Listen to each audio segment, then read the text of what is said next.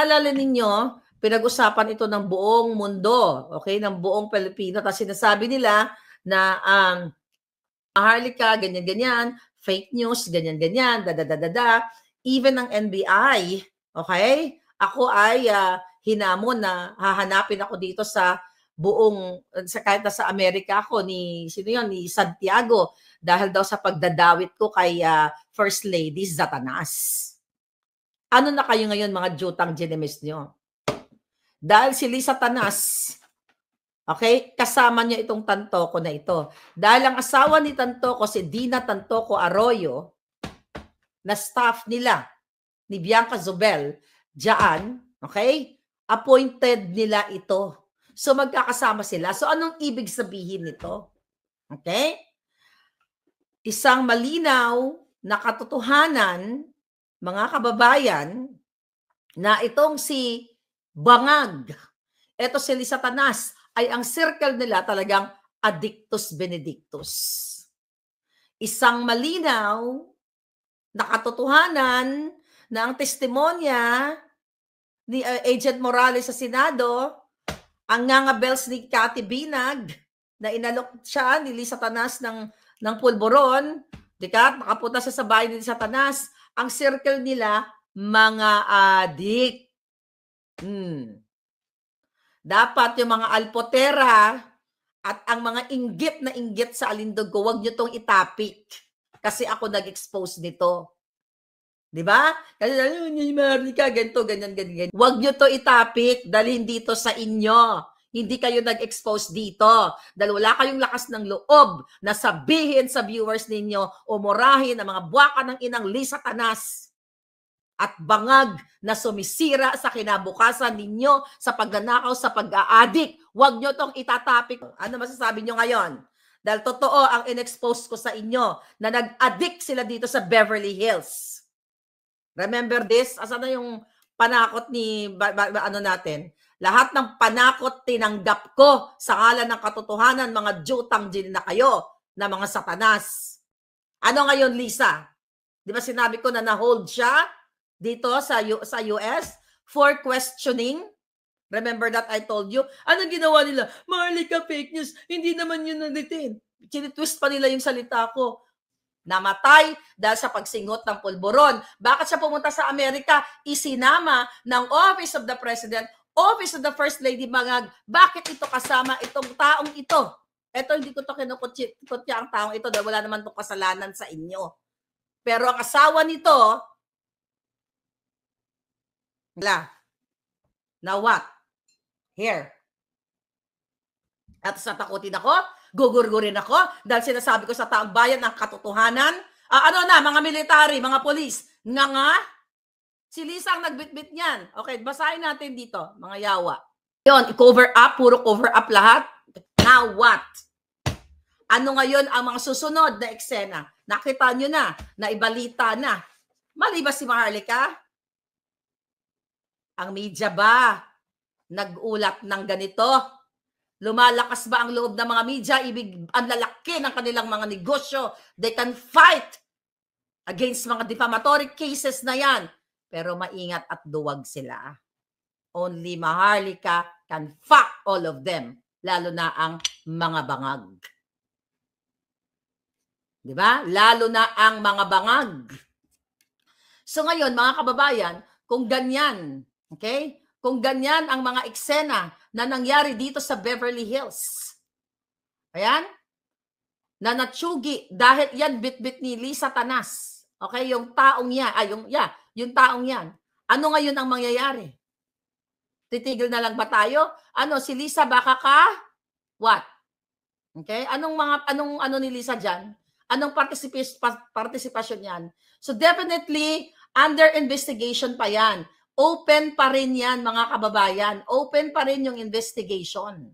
Kaya sila hindi magkaso-kaso sa akin na hinahamon ko yan na si Bangag na Addictus Benedictus, mga palangga, fake news ako. Huwag nyo ito topic. Huwag nyo ito topic. Huwag nyo pagkakakitaan to. Dahil si Maharlika ang may gawa. Si Maharlika lang naman nagtaya ng buhay dito eh. Hindi naman kayo, sumasawsaw lang kayo. Dahil wala kayong guts. Wala kayong tapang, wala kayong balls para kalabanin ang pinakademonyo sa Pilipinas na si Bangag, si Lisa Tanas, si Romualdez at ang mga kasabwat nila. Oh, yung Okada bribery na yan. Si Lisa Tanas involved din yan? Sino ang nag-expose ng mga ganyan dyan? Sa kaguluhan sa Okada, Maharlika pa rin. Oh, asa na yung mga matatapang? O tapos ngayon, you're trying to what? Discredit me? Trying to sindak-sindak si Maharlika? Hindi nila kayang hilutin. Nakita nyo? Ayan, napirmado yan. Okay? Ano to? Oh, dito kompleto, 'di ba? Alam niyo 'yan, yung mga taga-Amerika. Yung mga result, meron pang Espanyol, oh. Kung hindi ka nakakaintindi ng English, mag-Espanyol ka na lang, ganyan-ganyan. So ayan, ginastosan to ni Maharlika para malaman niya mga result na 'yan, para ipaalam, no? Alam niyo 'yan, para ipaalam sa taong bayan na ang nilalabanan natin addictus benedictus. Ang pananakot sa akin sa issue na to, lahat kinontak ko na pwede kong makontak, pero tikom ang bibig nila yung iba. Okay? Pero dito sa LA, you know, alam nyo na, dahil sa LA naman nagsimula ang balita na sila ay, you know, sino kasama by the way, ni Lisa Tanas dito nung pumunta siya? Na kailangan pang isa-isahin kung sino yung mga kasama. Ito po ay malinaw na magpapatunay na ang circle talaga ng addictus benedictus ni Lisa Tanas, nakasama niya nag-party-party, di ba? May pinakita ko, million-million ang viewers yan. Doon sa Beverly Hills, gumaganon-ganon pa si Lisa, oh. Sumasayaw-sayaw, ay addictus benedictus, mga kababayan. Ngayon, ang question ko sa inyo, okay? Dahil lumabas na nga itong toxicology test na ito, di ba, pinaliwanag na natin ito sa inyo nung nakaraang araw, ano na ang gagawin ng ating, ng mga bangag? Dahil naglabas na na ito ay may pulburon nga. Sinabi na ng medical examiner na itong itong taong ito ay kontaminado ng pulburon. Ibig sabihin, sinabi ko nga sa inyo na yung ihi niya, yung kanyang dugo, ang kanyang mga organ based on the toxicology test ay positibo. Kaya si Kuting, si Bangag Jr. at si Lisa Tanas, kung i-dissect nyo ngayon yan at iharang nyo yung katawan ilagay niyo sa coroner's office. Sigurado akong positibo yan. 1,000,000%. The reason why I challenge them to file a case against Maharlika regarding that pulburon video, regarding that authentication, isang taon nang mahigit, wala pa rin silang ikakasa.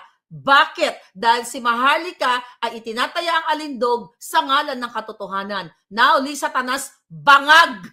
Ano na? So ngayon, ano ang magiging responsibilidad dito mga nakasama niya nung habang sila ay sumisinghot? Kaya nga patuloy pa rin yung criminal investigation dito sa Beverly Hills at hindi pa nila ma-release totally. Di ba? Paulit-ulit natin pinag-uusapan dito. Sino yung mga kasama niya? Saan kinuha yung sininghot niya? Ito ba ay bit-bit nila mula sa Pilipinas o ito ay nanggaling sa Beverly Hills? Sino ang nag-supply? Sino ang nagbigay? Si Lisa Tanas ba? Si Marcos ba? Tanto ko, my friend. Dina, ibigay mo to sa asawa mo at magsingot-singutan kayo sa Beverly Hills. Di ba? Titignan lahat yan. Security footage, CCTV, witness, mga phone records. Di ba? Kung sino, hello, Lisa, nandito kami ngayon sa room 2222 o room 8888 o room 6969. Nandito kami, bumabaliktad kami, bigyan mo kami ng pulburon kasi titira kami. Yan. Kaya medyo matagal ang investigation because this is a high-profile case. Di ba? Kaya March, April, May, June, di ba? Nung nag-vlog ako, sabi ko, ano ba yan? Ang tagal-tagal. This is supposed to be out in the market, out sa media na, di ba? Sino ang nagbigay sa kanya? Sino ang nag-push para sumingot siya nitong illegal na pulburon na ito? Even though kahit ito'y libre, binigay, binayaran, sino ang nagpasok doon sa Beverly Hills na yon? Kasi, ay sa hotel na yon. Kasi hindi ito magandang imay sa isang 5-star hotel, di ba? Na ipapasok o na ipupuslit ang ipinagbabawal na pulburon. Na katulad ng favorite ni Lisa Tanas at ni Bangag Jr.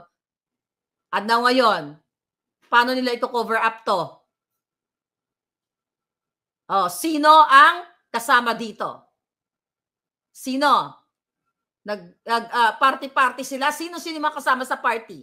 Sige nga, magpaliwanag na kayo. Sino nag-organize? Sino nag-facilitate ng pulburon party na yun sa Beverly Hills? Meron pong criminal liability ang lahat.